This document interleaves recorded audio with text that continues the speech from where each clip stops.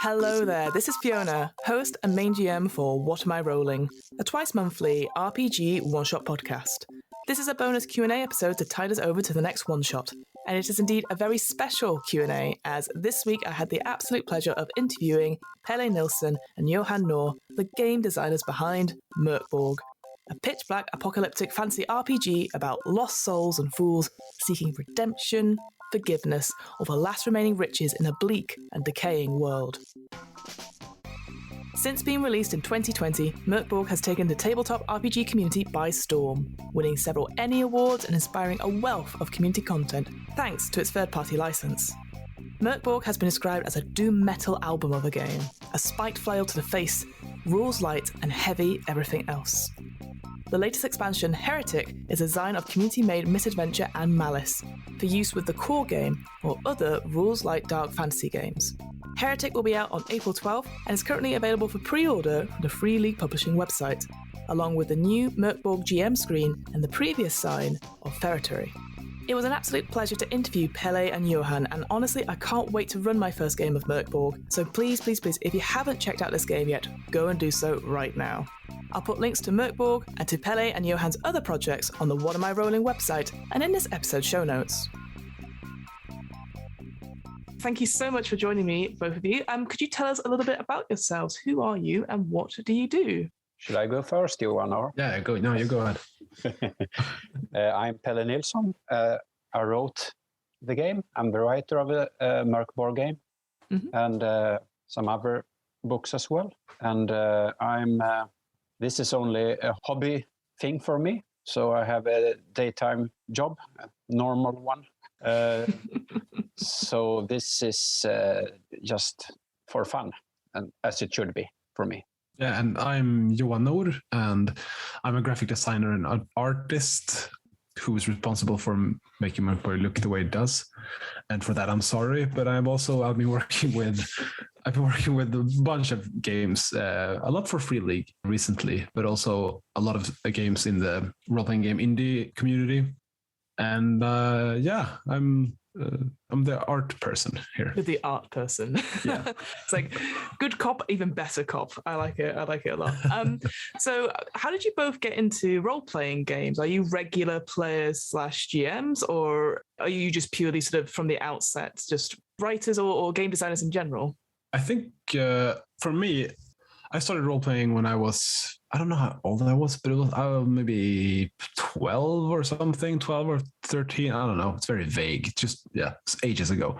But it has always been a creative hobby for me. Like I've always created stuff and I've always written like adventures. And I think before I even owned my first game, I wrote my own game. It was probably very bad, but still it's creating stuff is so integral, is that the word, for like my experience to this hobby. So it's just natural that I create stuff still for it. As Pelle, I've started playing mainly Swedish games in the beginning. Didn't really get into like Dungeons and Dragons and that kind of stuff until very late.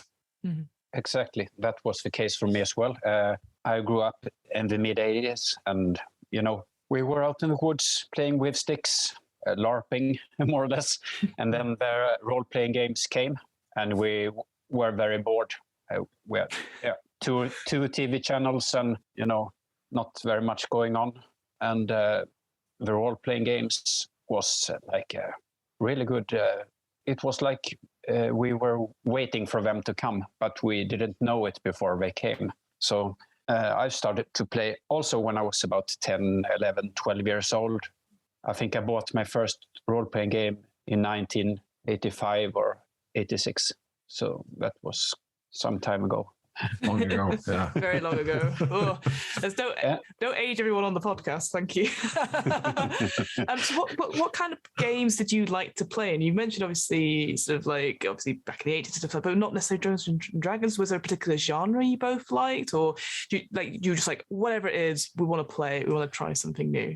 I think we mainly played fantasy games back then. It was this very big Swedish game called Drakar och Demoner, which translates to Dragons and Demons, and it's very obvious what kind of game it was mimicking. But it wasn't Dungeons and Dragons. It was just I think they took the name because they wanted it to become popular or something. Sure. But it got very big in the 80s and 90s, I think, as well. So we played that, and we also played a lot of horror, so like Cult. And post-apocalypse is for some reason very big in Sweden as well.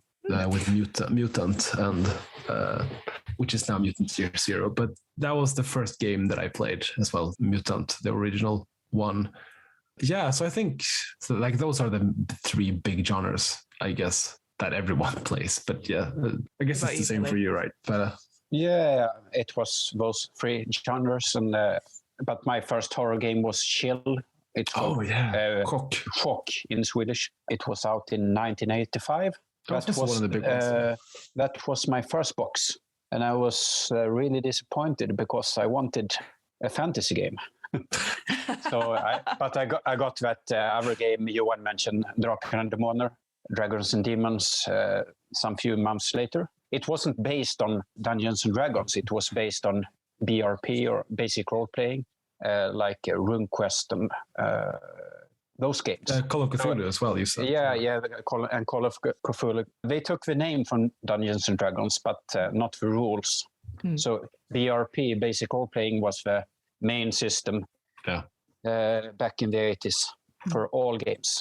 I remember like the idea of like the perception of Dungeons and Dragons was that it was this American game that was, at least in my group, we kind of looked down on it. We didn't know what it was. We just knew that it was American, and it was about, it had levels, which was terrible. We thought, like, that idea, because it was so video gamey. But then I don't know, we grew up and we learned to appreciate different types of games. But I mean, this thing that was going on wasn't like on a small nerdish level. It was. No. I mean, this fantasy game we mentioned, I think it sold 100,000 copies. It was Sweden. Everywhere. So it was a really big thing. It was like the game, the Swedish, like the role-playing game. Like now when you want to explain what a role-playing game is to your colleagues, you say, you know Dungeons and Dragons. But I think back then in Sweden, at least, it was, Drakar and Demoner. That was like the big name on everyone's lips. Really amazing. Yeah. So I know we're going sort of through a renaissance in a way of RPGs right now. That we've got all these new indie RPGs coming out. It sounds like in Sweden that there just was a huge sort of like community as you were growing up, and it sounds like you continue it. Like a lot of people I interview on this podcast usually start young and then forget about RPGs and then later come back to it. But have you just gone straight throughout, or there was a time when you just came back to it? It was exactly the same for me, at least. I was playing a lot in the 80s, and then it was like nothing in the 90s and the early 20s. It was I didn't play role-playing games at all. It was a dark age for me. I guess it was a dark age for many genres, but especially for me and lots of other people, I think, when it comes to role-playing games and heavy metal bands like Iron Maiden. And they were completely forgotten in the 90s, but then they had a comeback in the year 2000, and it started to become big again when people came back to their roots. But that was the thing, like with indie pop stuff going on. Publishing role-playing games was the same thing. Like, I don't know if did any role-playing games like get published in Sweden in the 90s? I don't think so. Like, probably in the early 90s. Early, but it's like in the late. Maybe it was the second 90s. In the late 90s, maybe it was the second version of Mutant. Or like Aeon or something. Stuff. But it was it was a gap at some point when not a lot happened. But then it really started bubbling in the Swedish scene, and there was a lot of stuff coming and a lot of like people creating games. And I don't think we've seen the end of that yet. But it's like Sweden is a very small scene, but it's very much alive. And it's very vibrant. It's called the second golden age. Yeah, kind of. Yeah, Sweden, and I think Free League Publishing started that. Or they were one of them at least. One of them at least. I'm not to want to diminish, other parties, but they started the second golden age in Sweden, and I think lots of games are very famous when it comes from Sweden, like The One Ring and like Mutant Year Zero, Forbidden Lands, and also MÖRK BORG. I think it's fun because it's now we start to see like Swedish games crawl out internationally, which really wasn't a thing earlier. So that's the fun thing. You folks seem to have a really big spread now, certainly with MÖRK BORG as well, which we'll get into, which is brilliant. It's nice to see Americans really struggle to pronounce not only your own names but also the game name as well. We don't mind. I think it's really funny. I know, but you think you'd have a go. Anyway.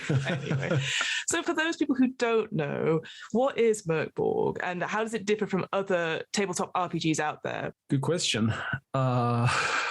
What would you say? I mean, in short, it's a rules light, but style heavy, I guess.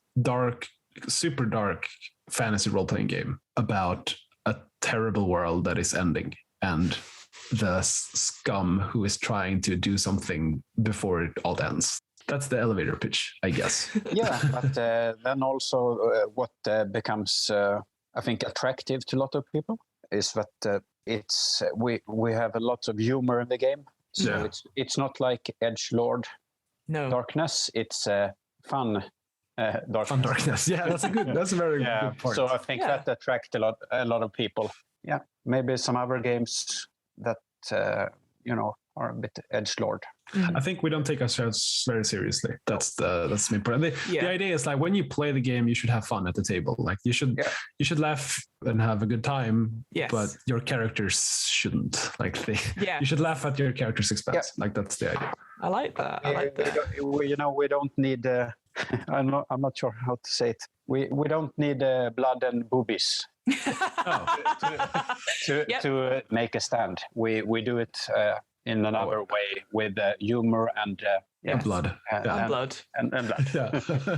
It's like a good slasher movie or like that kind of thing. It's like what was that? Like Army of Darkness, the role playing game. Like that's the kind of vibe that we're going for. Yeah, I definitely get that from reading this through as well. Like again, MÖRK BORG, it has that very stylized look, as I'm sure we'll definitely go into. But you're right, there is this. It's sort of like it is a grim world. Things are shit. Yeah. Everything's going to shit. But there is that sense of dark humor about it. You know, the plague's happening. Oh well, bring out your dead, I guess. Exactly. Put them on the. I'm not dead yet, but you will be. Put them on. So I definitely see that. It's so over the top, so you can't really take it seriously because we crank it up to 11 always. Yes. And we have a lot of fun. Final tap of RPGs, right? In a way.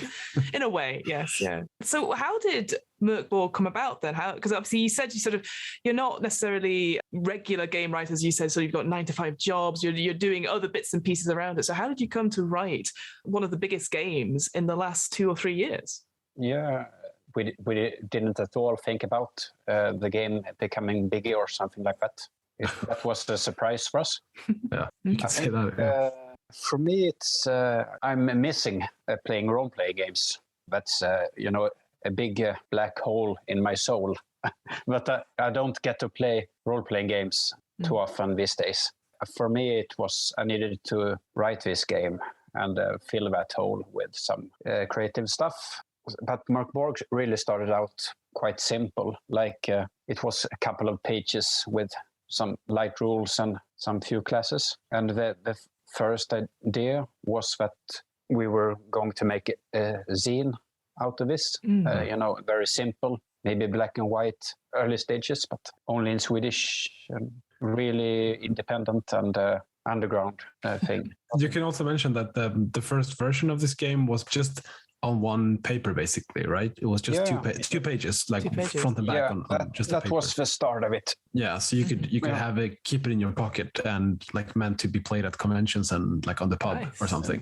With this idea of making it like a punk scene or something, it kind of grew because we just kept adding like art and stuff without thinking about really what the page count would be. We didn't care about that. And it grew and it became like 80, I think it's 90 pages, 88 pages. And we never considered that it would be popular. we hoped that we would go break even with it when that the Kickstarter, because we did a Kickstarter, and that was one of the things that Free League said that, okay, so if we're going to publish this, you need to have a Kickstarter so we can see that it can hold water, you know, that people actually want this weird fucking game. They didn't say it like that, but basically in better, more professional gaming terms. Yeah, kind of. But then it became very successful and people actually liked it, which was a bit surprising, to be honest, because we never made this for anyone but ourselves, and it was always just an experiment, just to see, you know, I wonder what will happen if we do it like this. I don't know, but let's do it anyway. Who cares, you know? So, and we have tried to keep that mindset, even though we know that there are people waiting for the next thing. It's a bit harder now, but we'll try to push ourselves to not consider, like, not to feel the pressure as much. That's a good thing to think, yeah, because obviously people are going to be asking when's the next MÖRK BORG type project, and you're like, we're just happy with what we've done. Yeah, no, and we have lots of ideas, but we want to keep experimenting, and we know that the next experiment might not be as successful, because that's the nature of experimentation. Like, you have to try something that you don't know if it will work or not. Yeah, and we published the book, and then we have the territory scene, and the heretic scene, and the GM screen, and the icon box. But we have been doing lots of other stuff in between also that takes some time. Like, we did a vinyl record with the Exalted Funeral and the Games Omnivores. And then we also, now in March, we had the miniature Kickstarter. That was also a collaboration. We do a lot of collabs, actually. And it's been, we were, maybe working too much with MÖRK BORG stuff. So it was getting a bit stressful at some levels. So it's very nice with these collaborations where other people can, pull the wagon, so to speak. And we can throw in some creative stuff. And maybe relax a little bit and charge the batteries. So I was very unfocused after the core book. Understandably the territory scene. I was putting some stuff into that. I was a bit unfocused. So it's very nice to have that collaboration stuff going on, because it appears as though we are very busy.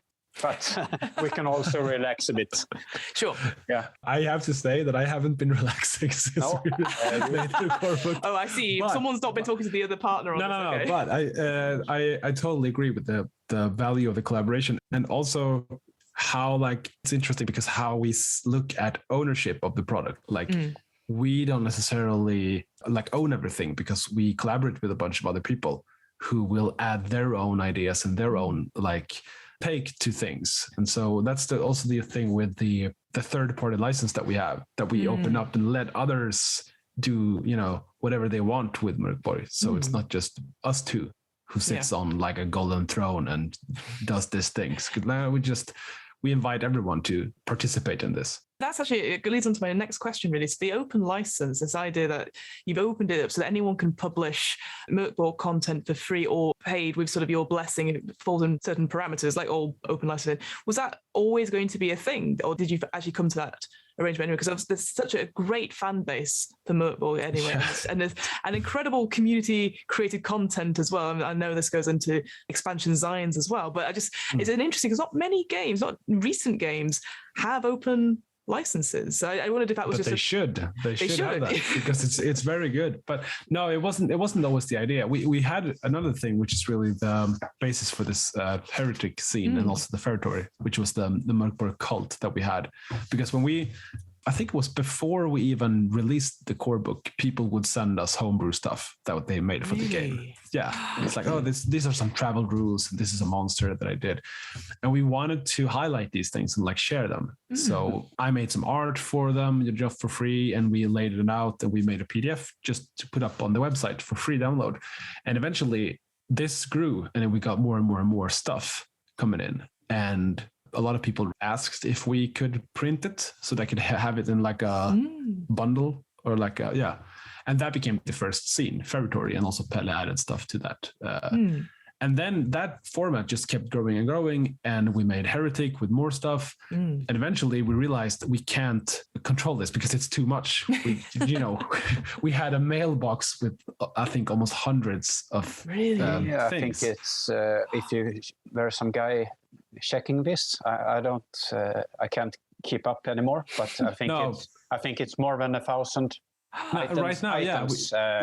MÖRK BORG items. Wow. And we had to open class or stuff like that. Yeah, we had to open the license. Yeah, because like we can't be the bottleneck anymore. We have to let people do their own things and just do it without our participation or involvement in it. Yes. So, and that really opened the floodgates, and people were, they went wild and just created stuff. That's and now, we also wanted all the creative people to maybe make some money out of it as well, because the only ones that were making money out of it was us making money out of other people being creative. So that was also a reason, maybe, I think. We also, I just want to clarify that we also pay the people for the stuff. Yes, I assumed you did. I was also going to clarify that. We paid them, but... no, but this is different. But exactly. we wanted them to create their own published stuff and make some money out of every sold copy. I don't want to say like that's a noble thing, because that's, like you said, all games should have that, or more games should have that. Because like you folks were saying, like the fact that you're creating this in your own time, a game for you, and then other people really like it as well, and then want to share that then you put the time, love, and effort into a game. Some sort of recognition to go towards it is financial is always good. So I'm sure you've had this before, but I commend you so much for that, because it's been a joy to look through the community stuff. Oh my goodness, I will say I've never seen a very recent RPG that's had this sort of fan base and not even fan art. That's not how I would describe it, but it's just people just creative. Community, it's so amazing. It's nice, and it's a win-win, because we gain from it because people want to check out the main game, and they gain by it because they can use our name and our brand or whatever. So it's really everyone wins in it. Yeah, I recommend every publisher to do the same. And don't take a cut, don't take a percentage, just open it up, just do it. So going back to MÖRK BORG yourselves, what were sort of these sort of inspirations behind it? I know that it's been described as the doom metal RPG, but when you were sort of writing it, and then when you were obviously creating artwork for it, where were you looking for in terms of inspiration? I didn't know a lot about games that might seem apparent, like Warhammer, Dungeons and Dragons, 5th edition, or I didn't know about these games. Actually, not too much when I was writing MÖRK BORG. So I was more inspired by music and art, and also the kind of game you played when you were at cons, that you wanted to get started really fast and be able to create a new character in less than a minute. That was very important. I was not that inspired by other role-playing games, actually. It was more music and movies and art. I think music has been, there's such a core inspiration and concept throughout this whole project. And sometimes we refer to ourselves as kind of a band, like when we're making stuff, it's like we're in the studio jamming or something. And then we release books, which are kind of like albums. And now we've released 2 albums. Exactly. One vinyl and one also tape together with Null band. And so it's a very musical project in a way, and artistically kind of the same. It's like concert posters and album covers, scenes obviously, and that kind of thing. It's a big inspiration. And it's very, very important that we are not feel like it's a boring thing after the rehearsal. It's very important that it feels fresh and vibrant. And like like we've mentioned, like experimentation and to we always try to like renew ourselves in a way, and not especially when we made the first book. I thought about that when making the graphic design. Like I never want to feel like I fall into a template or like I'm repeating myself. No. Like, and that's the same thing with, like, oftentimes we talk about how but how can we make this into something new that we've never done before? Or how can we do something that we have never seen anyone else do before? And maybe for a good reason, but And I guess yellow has become the color of MÖRK BORG. the official color. It has, yeah. The official color. So we need to get rid of it. We need to get rid of We hate it now. everything yellow in the future. Yeah. Yeah. No, but for real, we're trying. I mean, I'm experimenting. I'm trying out different colors now because I feel like, I don't know, it's getting a bit too official, and like people are asking people are asking what kind of color codes, and I'm like, I don't know. It's just do like yellow. Do whatever you want. Yeah. Yeah, exactly. Obviously, it would be different with the recent Zion expansions, but to go from, say, the beginnings, or when you were creating with the recent one with Heretic, how long would you say that took you to sort of put it together and then obviously do the hard bit, I assume, which is graphic designing the whole thing? What was your sort of process from going from the beginning bit, sort of the brief, to sort of the final product? That one is, I mean, these are kind of special, both the scenes, because they were like the articles, if you want to call them, or the contents in them, are like accumulated over a long period of time, because we added them one after another to the website. And then when we had enough, we bundled them together into this thing. So maybe a short time span, actually. Yeah, it was not years and years and years. No. It was weeks and weeks. Weeks and weeks. Weeks, yeah. I mean, the core book, what that was half a year or something? No, not even. Yeah, that. maybe half a year before the Kickstarter and half year after the Kickstarter. Yeah. So more or less a year. But I think once we start, I think we've said this before, but we're both extremely focused when we do work. Like when we get an idea, both of us, we can't really stop until it's done. So got to get it out. Yeah, we're like equally manic there. So we have to just get it done. And so we work very fast, and we don't change a lot of stuff. Oh, interesting. Some we do. I mean, we had a lot of editions of the core book, but that was mostly for proofreading and stuff. Yeah. But for art, I usually draw a thing and then it's done. I don't want to like stick around and revisit it and edit it too much. Yeah. It's good enough. It's good enough. It'll do. Yeah. I don't want to lose that sort of the momentum or the speed in it. Yeah. Because there's a certain furious energy to these artworks, and I don't want to like sit there and fiddle too much with them. But I mean, some pieces are like that. Sure. But that's when I want to mix things up and try something different.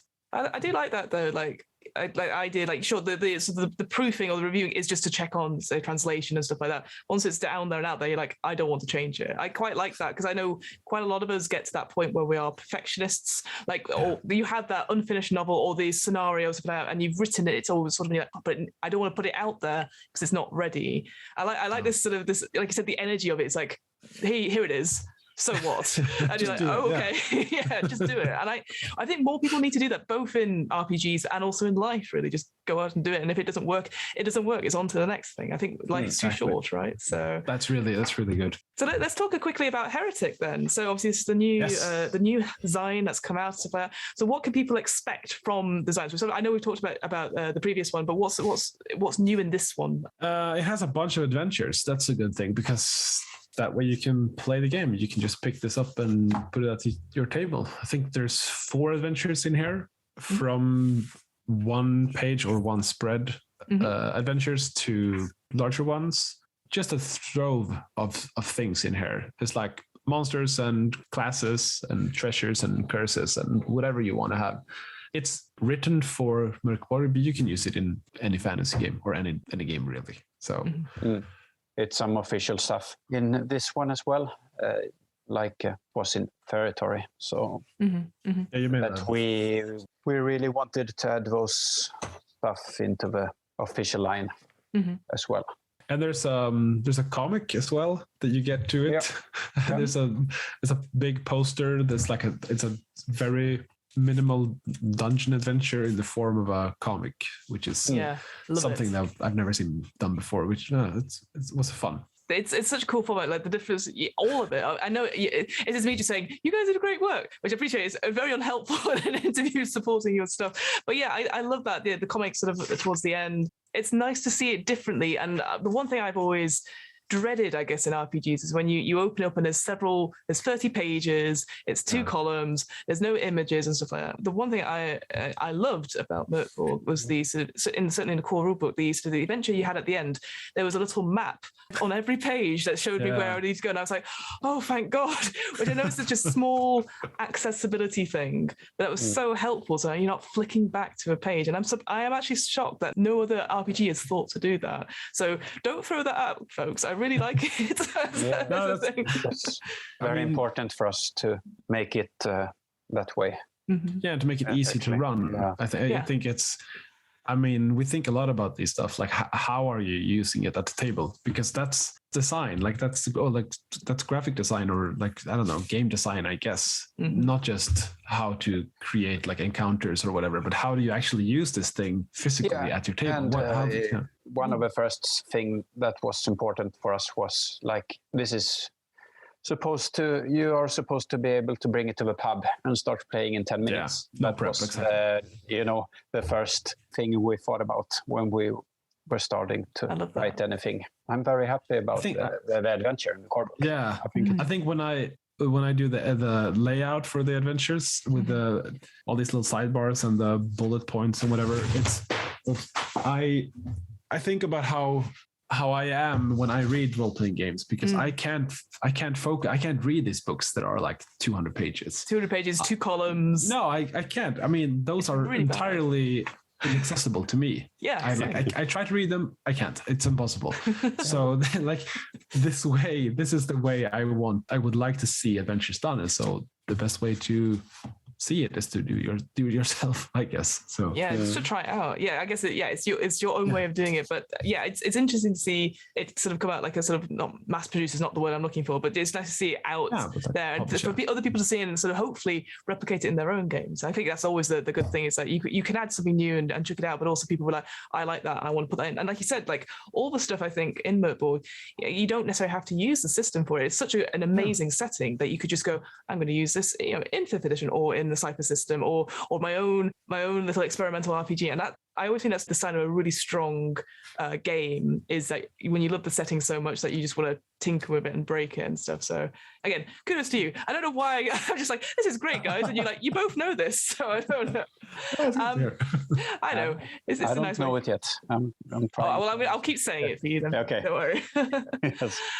It's very clear for anyone who's read the book, there's obviously a massive musical impact, and as you've said, you've done a mixtape, you've done your own vinyl and stuff. If there's somebody who's running a session, what kind of music would you encourage them to play? Atmospheric music? Would it be certain bands, or would it be certain soundtracks? What would you go for like a MÖRK BORG session? There are Spotify playlists that we've done for every product.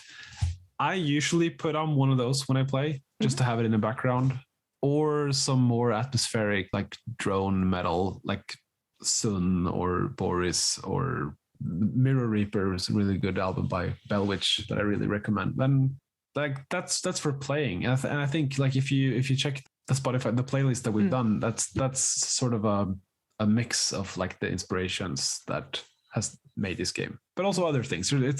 There's a lot of like extreme metal, but there's also a bunch of other genres that has inspired us to do it, which is important to mention. Would you agree? Yeah, I agree 100%. And also music like dark ambient, and why not Wagner, some dramatic classical music also that into the mix as well. Yeah. But as well, I haven't played much MÖRK BORG yet, but that would be the music that I would put on. So what would your number one advice be to anyone who's about to run their first game of MÖRK BORG?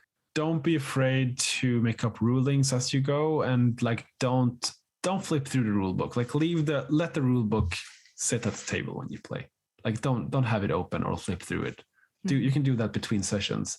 If you struggle to remember a rule, just make something up. Like that's, as long as everyone is happy and you have a good time and everyone feels like it's sort of just, you can, you're good, I think.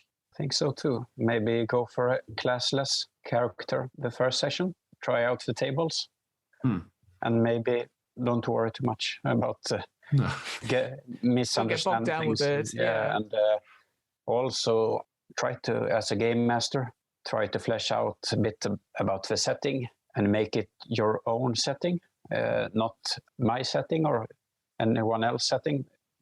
Try to make it your own setting. That's why we try to keep the setting open-ended and not too detailed, because we want everyone to make it their own game. Yeah. Maybe that's one attractive thing about MÖRK BORG. It seems like that. I'm not sure. Maybe. There are no official answers to anything. No. People sometimes ask us like, "Oh, what's the deal with the basilisks?" Or what's the basilisk table in the middle of a book? Yeah, but it's like it's up to you. What do you do with that? It's your book. You do whatever you want with it. Yeah, so. it's all there for inspiration, but you can also equally ignore it or change it or anything. Yeah, I got that. As you can with any book. That's also the point. Like this is not just MÖRK BORG. People taking MÖRK BORG too seriously then. No, but exactly. But people take all the games too seriously. Fair enough. You can break every rule in every game. There's no role-playing game police that will break in the door. Oh, well, now you've said it, they definitely exist, right? They will. It's like you're using a D12 instead of a D20. How dare you? You know. That's the wrong rule. Yeah, exactly. No, it's your game. You bought it, you own it. It's yours. You bought it, you own it. I like that. What are your plans for future? I know obviously you've done MÖRK BORG. What is next? You know, are you just going to just see where the wind takes you, try out new things? Is there any plans that you can share with us that are not like under NDAs or review or anything like that? The new project for me, I have a couple of ideas in my head that I really want MÖRK BORG stuff to be, but it's a bit secret. But for me, the biggest project is to go to cons now and meet people and talk to people. Yeah. And maybe get inspired by the discussions that will come with those people, what they are missing out, not only what I want. So it will be nice to meet some people.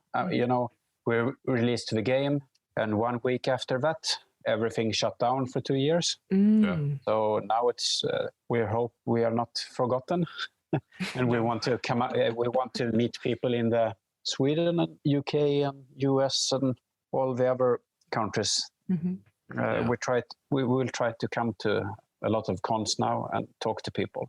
That's the main thing for me, not to write.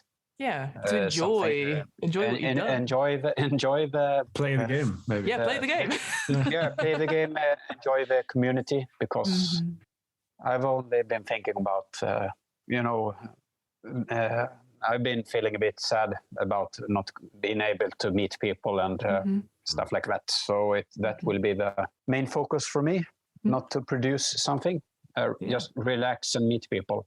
I think that's really important. If anyone wants something good coming out from our part, no business, only fun. only leisure. I'm not sure, The Shining. Too much work does all work and no play. Exactly. No work and play makes me dull boy. Dull boy. I'm really tired in my head and dull, and so I need to come out and meet some people. Otherwise, there will only be shit coming out.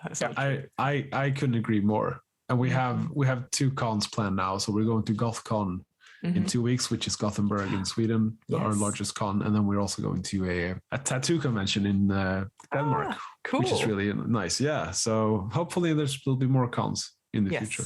Yes. So we'll see that. And also I just want to mention, we're also have a Cyborg coming out now, which is the cyberpunk spin-off game to MÖRK BORG that I'm doing together with Christian Salén of Stockholm Cartel. So that's fun. It's just wrapping up now, sending it to print and everything. So exciting. We'll see. So they'll be out later this year then. Yeah, exactly. Thank you so much for chatting to me this evening. Honestly, it's such a fun RPG. Like I said, when I first read it, I was like, "Is this something for me?" And then I read it, and I was like, "Yes." Why did I even question it? I'm an idiot. So yeah, I can't wait. I've already got a game plan. I've got people set up for it, and I don't think they have any idea what they're waiting for. Essentially, so I'm very excited. My last question to you is where can we find your work? Where do you have any social media or anything like that? Where can we find your stuff that the people who are listening can go and buy MÖRK BORG and find out more about what you do? You can find most of the stuff at mörkborg.com, but also on every social media channel there is. We're there. We have a really good Discord where you can talk to us and the community at all times. Facebook or Instagram or Twitter or all those places. All the normal routes. All the normal channels, yeah. Right. That feels very un-Morkborg-like. I know, it should be a blood sacrifice and a pigeon. Exactly. You also need to dig up an old grimoire and make a ritual. Exactly. To log into our Twitter. Yeah, exactly. Like forgotten password. Oh, hang on. Exactly. Well, thank you so much, guys. I really appreciate you chatting to me this evening. Yeah, thank you too. It was a pleasure. I'm hoping to do more of these special Q&A bonus episodes in future, including Q&As on the one-shots we've run here at What Am I Rolling? If you have a question or think of an RPG designer you would like to see interviewed on this podcast, just let us know. Our email address is whatamirollingpodcast@gmail.com. And that's it for now. Thank you so much for listening. See you next time.